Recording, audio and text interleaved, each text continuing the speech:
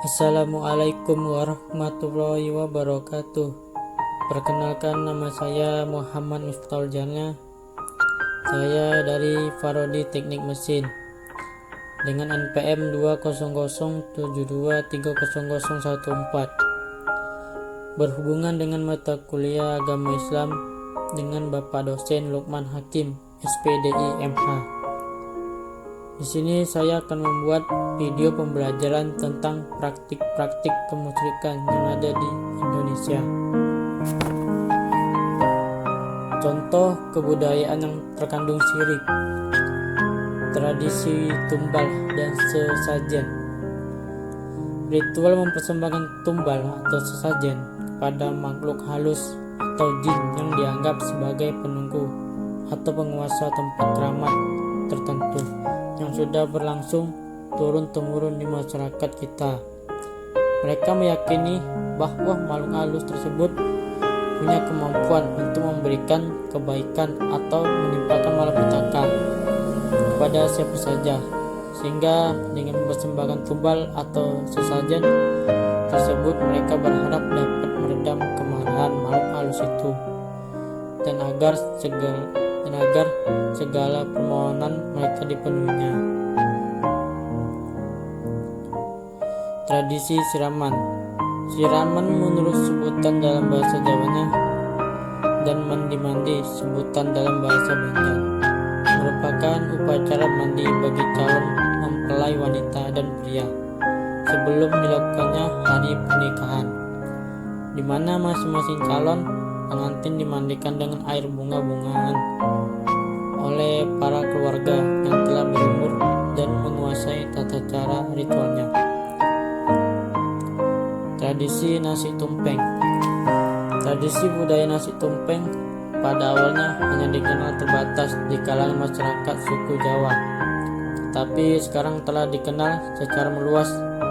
Setiap acara yang berkaitan dengan selamatan atau syukuran atau peristiwa penting tidak ketinggalan disiapkan yang namanya nasi tumpeng. Tradisi penghormatan atas bunga-bungaan. Status bunga-bungaan di tengah-tengah sebagian besar masyarakat mendapatkan tempat secara khusus, sehingga dalam hal-hal yang bersifat sakral dan ritual bunga-bungaan tidak pernah dilupakan. Tradisi memperingati hari kematian. Animisme dan dinamisme. Kepercayaan jahiliyah yang dianut nenek moyang masyarakat di negeri ini sebelum datangnya Islam meyakini bahwa arwah yang telah dicabut dari jasadnya akan gentayangan di sekitar rumah selama 7 hari.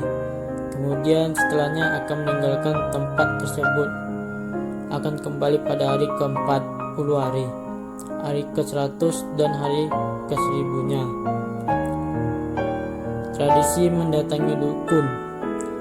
Sebenarnya dukun dan perdukuan bukanlah sesuatu yang baru atau asing dalam sejarah kehidupan manusia.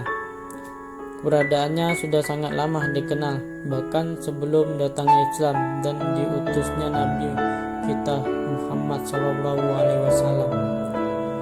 Kala itu perdukunan benar-benar mendapat tempat di hati banyak orang, karena mereka meyakini para dukun mempunyai pengetahuan tentang ilmu gaib.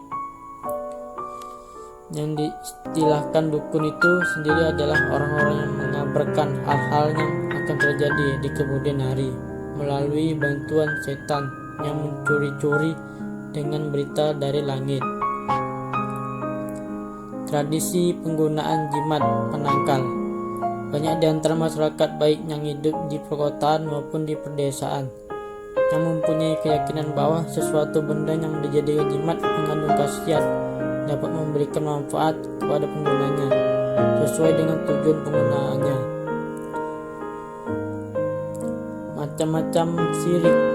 Dilihat dari sifat dan tingkat sanksinya, syirik dapat dibagi menjadi dua, yaitu syirik akbar atau syirik besar. Syirik akbar merupakan syirik yang tidak akan mendapat ampunan Allah. Syirik akbar dibagi menjadi dua. Yang pertama yaitu jairun. jali atau tampak nyata, yakni perbuatan kepada Tuhan-Tuhan selain Allah, atau baik Tuhan yang berbentuk berhala, binatang, matahari, batu, gunung, pohon besar, sapi, ular, dan lain sebagainya. Yang kedua yaitu syirik akbar, batinun kahfi, atau tersembunyi, seperti meminta pertolongan kepada orang yang telah meninggal. Setiap orang yang menaati makhluk lain serta mengikuti selain dari apa yang telah disyariatkan oleh Allah dan Rasul-Nya, berarti telah terjerumus ke dalam lembah kemusyrikan.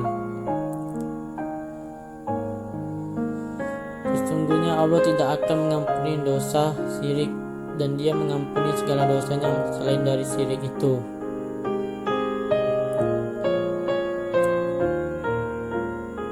Mungkin sampai di sini saja pembelajaran kita pada hari ini. Lebih dan kurangnya saya mohon maaf. Kepada Allah saya mohon ampun. Wabillahi taufik wal hidayah. Wassalamualaikum warahmatullahi wabarakatuh.